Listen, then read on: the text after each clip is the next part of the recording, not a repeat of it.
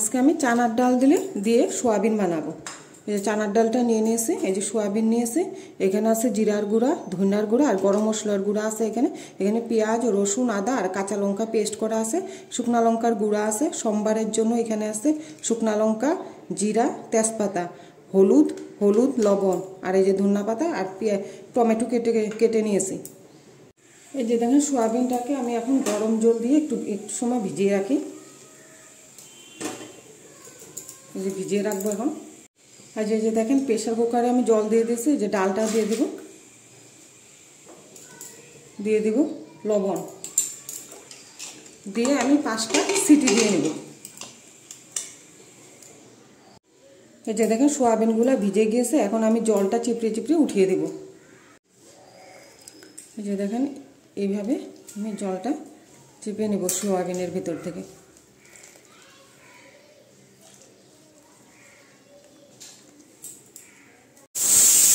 এই যে 5টা সিটি দিয়ে দিয়েছে, আমি এখন নামিয়ে দেব। এই যে দেখেন প্রেশার কুকারটা ঠান্ডা হয়ে গেছে, এখন আমি এটাকে খুলে দিচ্ছি।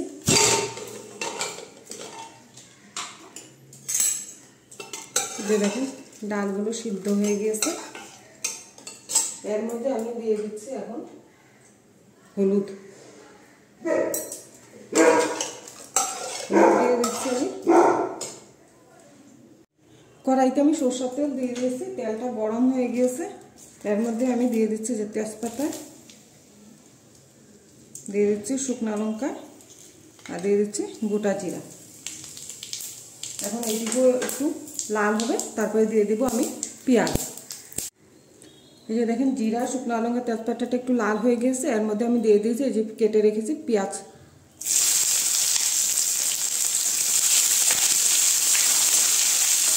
পেঁয়াজটা হালকা ভাজা হবে, দিয়ে দিব টমেটোগুলো। এই যে পেঁয়াজটা দেখেন হালকা ভাজা হয়ে গিয়েছে। এর মধ্যে আমি দিয়ে দিচ্ছি এখন এই যে কেটে রাখা টমেটোটা।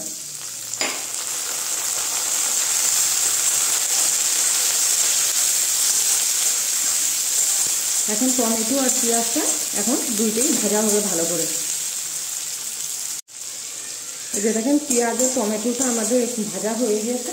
এর মধ্যে আমি এখন দিয়ে দিচ্ছি এই যে পেঁয়াজ, রসুন, আদা, কাঁচা লঙ্কার পেস্টটা।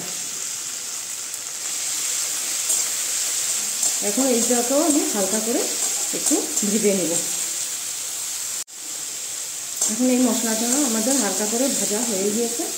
এর মধ্যে আমি এখন দিয়ে দিচ্ছি জিরার গুঁড়া, দিয়ে দিচ্ছি ধনিয়ার গুঁড়া আর দিয়ে দিচ্ছি অল্পটুকু শুকনা লঙ্কার গুঁড়া আর দিয়ে দিচ্ছি অল্পটুকু হলুদ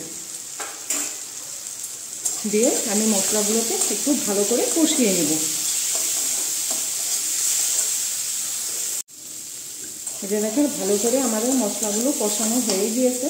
এর মধ্যে আমি এখন দিয়ে দিচ্ছি এই যে সোয়াবিনটা আর দিয়ে দিচ্ছি অল্প একটুকু লবণ। ডালের মধ্যে লবণ দেওয়া আছে, যার জন্য আমি অল্প লবণ দিয়েছি। এখন এই মশলার সঙ্গে আমি সোয়াবিনগুলো ভালো করে মিশিয়ে নেব। আমার এই ডালের সোয়াবিন রেসিপিটা যদি ভালো লাগে তাহলে আপনারা লাইক করবেন, শেয়ার করবেন, সাবস্ক্রাইব করবেন।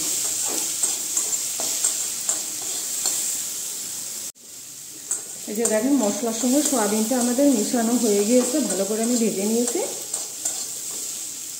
এখন এর মধ্যে আমি দিয়ে দিব এই যে ডালটা।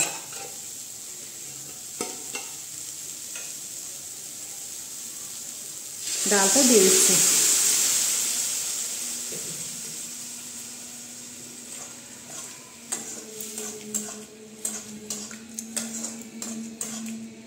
এই যে দেখেন দিয়ে দিয়েছি।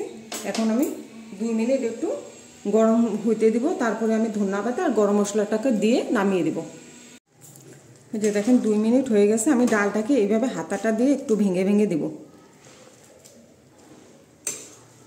এই যে দেখেন এইভাবে ভেঙে দিয়েছি আমি। দেখেন এই যে ঘন হয়ে গিয়েছে। এর মধ্যে আমি এখন দিয়ে দিচ্ছি ধনিয়া পাতা আর দিয়ে দিচ্ছি এই যে গরম মশলাটা দিয়ে ভালো করে আমি মিশিয়ে নিচ্ছি।